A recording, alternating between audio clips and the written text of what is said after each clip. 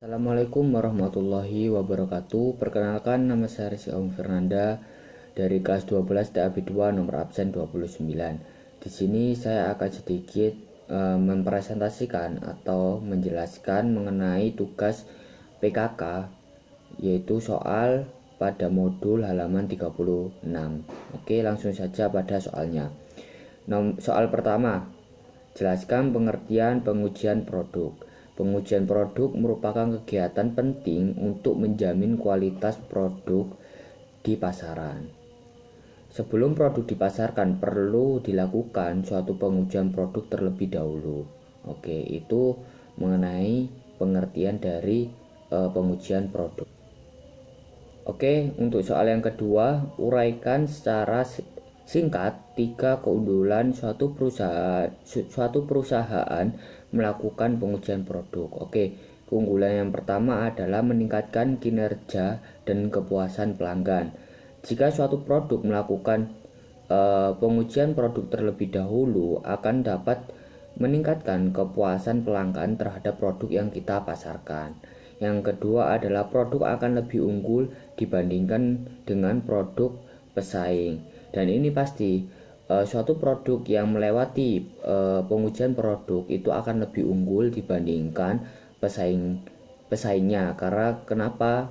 Karena kita mengetahui kelemahan dari produk kita, sehingga kita dapat mampu meningkatkan keunggulan dan meminimalisir kekurangan dari produk kita.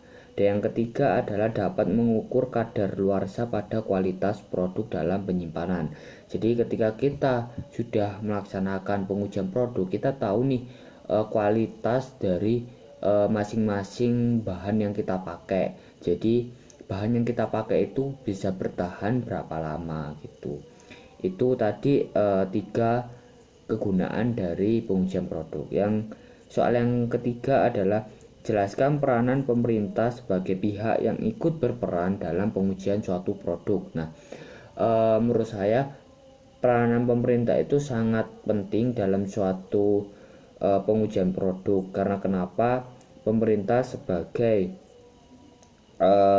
lembaga yang nantinya akan mengeluarkan peraturan ataupun regulasi-regulasi terhadap perusahaan yang itu nanti digunakan untuk sebagai pacuan bagi perusahaan-perusahaan.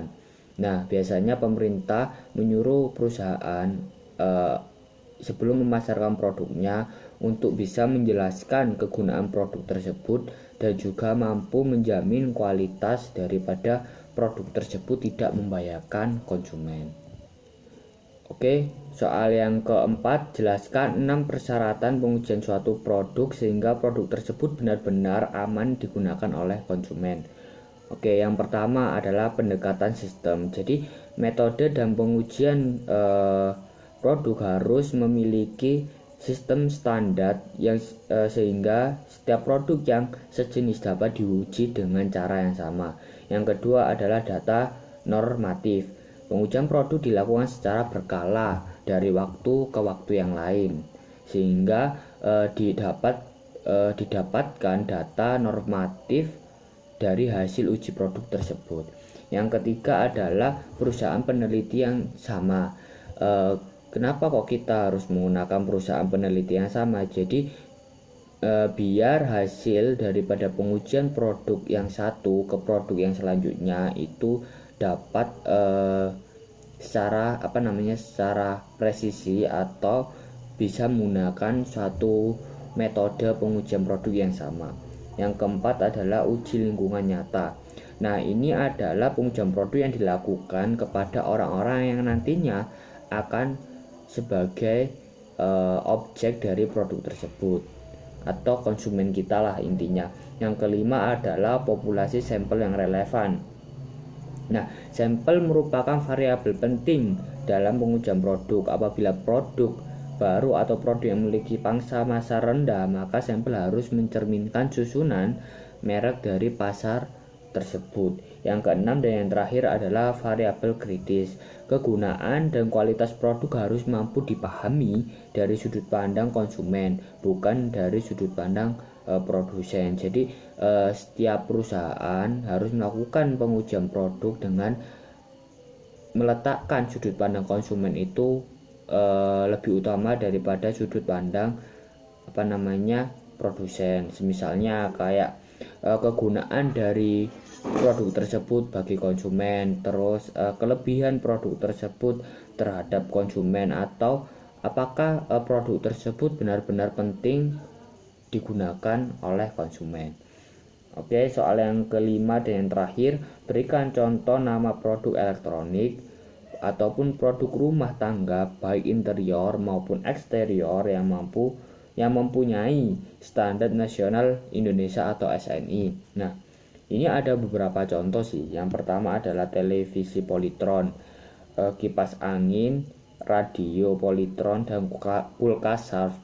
Walaupun di era yang seperti ini pemerintah telah menganjurkan setiap produk yang keluar dari suatu perusahaan harus memiliki SNI terlebih dahulu sebelum dipasarkan, dan itu sudah menjadi regulasi. Jadi hampir semua produk yang sudah terpasarkan itu semuanya sudah melakukan uji produk dan juga lulus standar SNI dan memiliki SNI gitu. Oke, itu tadi sedikit penjelasan saya mengenai soal modul PKK halaman 36. Oke, terima kasih. Wassalamualaikum warahmatullahi wabarakatuh.